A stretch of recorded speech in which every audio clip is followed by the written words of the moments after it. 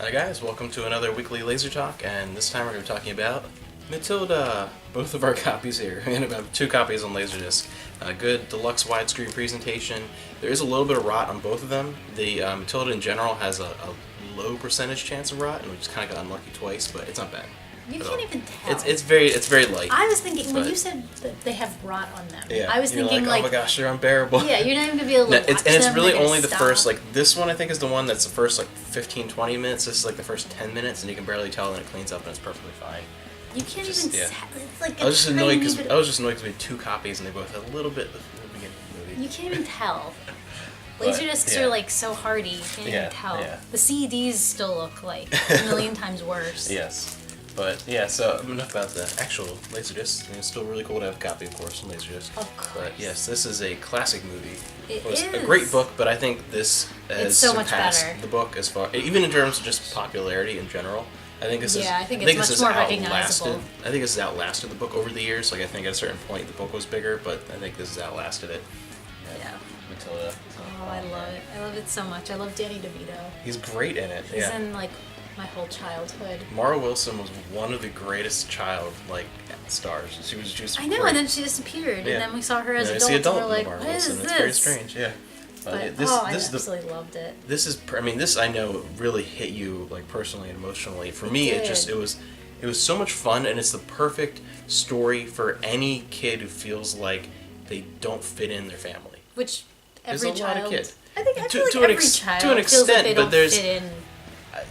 to an extent, but I would talk with your siblings or my siblings versus I think there's always, especially when you have a larger family, there's always that one man out. I think there's always like a kid. Like every kid goes through that at a certain age of feeling that I don't belong here because they're trying to find themselves, and what they see that there are things that they're attached to their family, but things that are so different.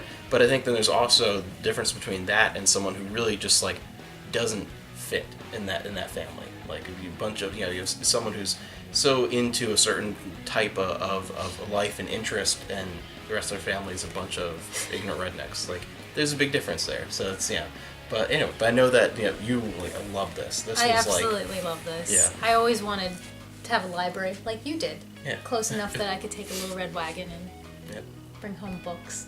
But it's okay. I volunteered at a library eventually, so I got to go and live amongst the books. But, this was just such a great movie and such a great time. And I always wondered what Matilda actually was. Have you ever wondered that? Like, is she a witch? Is she like a Q? Like, what is she? Because her powers aren't defined at all. No, but it's just I think it's a fulfillment of every child's fantasy at that age. Yeah. Like, it really is just empowerment of your environment and being able to stand up to there's always I've always taken it too as there could also be another perspective that they're not quite as evil as the child's perspective. You know what I mean? I don't think Trunchbull probably is quite as as a child. If you think back to those horrible teachers and now you think about them as an adult and you see even Trunchbull, there's something you feel bad for her when her car is not working, when she bought a lemon, even though she's a bad guy. You feel bad because oh my gosh, you just spent all that money on that car, and even though it doesn't work, she definitely killed the father. Of course she did, but what are the details of that story? You know what I mean? Yeah, what did really he do happened? to her before? What was but you never know. But I don't know. That's I think what makes it great. It didn't lose that in translation from the book to the movie. It kept that complexity to where here's the story and it's absolutely amazing. But when you really think about it, there are other possibilities or other ways to take the story, and that's why I think it has such a wide appeal. Is that no matter what your situation is, you can get something out of Matilda. But I'm really happy that they didn't do what a lot of other movies from this time did, where they make a million sequels and Matilda 2, Matilda 3, and they get progressively worse. Yeah, and she's has issues with a boyfriend, uses her Matilda power, she gets him back and does Or Miss Honey's dating someone. Or but they could have done that. There was nothing stopping them from doing that. Like The Lost World. Jurassic Park was so good, and then you progressively got to the point where it was oh my gosh, I can't believe they made another one. No, it is done really well. But it is, and I think this is Danny DeVito's wife in real life. Is that What, Rita Perlman? Yeah. I think they were. I don't know if they still are. Well, no, are. I don't think they. But I think they were married at the time. At the time, which is really weird. Yeah, maybe at the time they might have been. I can't picture him being married. I don't know why. That's really mean. Yeah. But I don't know. I just think it's a beautiful, beautiful kid it's story. such I mean, really, Roald Dahl Oh, I love him. Every time I it's love him translated into a so movie, it's done much. so well. I mean, originally, you get remade with Johnny Depp in this horrible disaster. Ugh. But yeah. It's okay. But no, but yeah, just amazing, and I think he's a very underappreciated children's Yeah. writer too, because I feel like He is. if you mention his name to a lot of parents with small children, it's not going to be as recognizable as like Dr. Seuss or like even like R.L. Stein for slightly older, like certain groups. Like I feel like he's not like some more of his stories are, but his name isn't quite as recognizable, Yeah. which is It disappointing. is 'Cause weird. I can't picture him either. Yeah. I can't picture what he looks Yeah. like. Whereas, like, R.L. Stein, I know what he looks like. Yeah, yeah. But this is just such an incredible movie, and it's one of those ones that has so many different like touching moments that you never forget.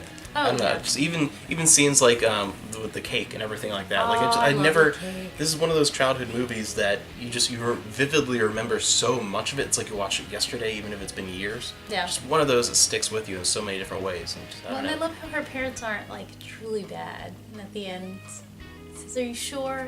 It's okay. Yeah, yeah. Like, Yeah, like they're not good they're not- people, but they're not like but they're not bad beating her and people, locking her in really. a closet. You know what I mean? Like Yeah, they're people that like should never have been parents. Yeah. They like had kids and you're supposed like that type of person. They should never have been parents. They weren't good parents, but they weren't evil. You know what I Yeah. mean? Like it's not yeah. Oh, yeah. Yeah, because it easily could have been translated in that way. Of course, taken yeah. a different route. But yeah, it's No, I loved it. I love the effects too. Like they're Yeah. definitely practical effects, like with Lizzie Doll. Yeah, and the, it's all done so but it's charmingly. I know, but Yeah. it holds up. It's Yeah. not like I don't know. It's not like one of those Yeah. like this is so immersed Yeah. in this decade. It's Oh, I yeah, feel like it it's like a works. timeless piece that's not. Oh, I think like, any kid of any age can enjoy it, and I think it really, to me, there's a special just innocence and charm to the whole movie that I think really shines through. And I think there's a combination of directing and Mara Wilson's performance that gives that off perfectly. yeah. So, yeah, so an amazing movie, Matilda. Happy to have a couple different copies on LaserDisc here. But yeah, this is if you've not seen Matilda, check it out. Matilda. Especially if you have small kids of your own, watch it with them. If you haven't seen this in a long time, it's just go and rewatch it because it's just as entertaining and fulfilling as an adult. This is again one of those I tried to pick, same as last week I did A Little Princess. This is another one of those that is still just as touching to watch as an adult as a yeah. kid. Because sometimes kids' movies, they don't really translate back in. Like you watch it back as an adult and you enjoy it because of the nostalgia and it brings you back to that moment, but you don't get quite as much out of it as an adult viewer. This is one of those few that I think you really do get just as much out of. Definitely.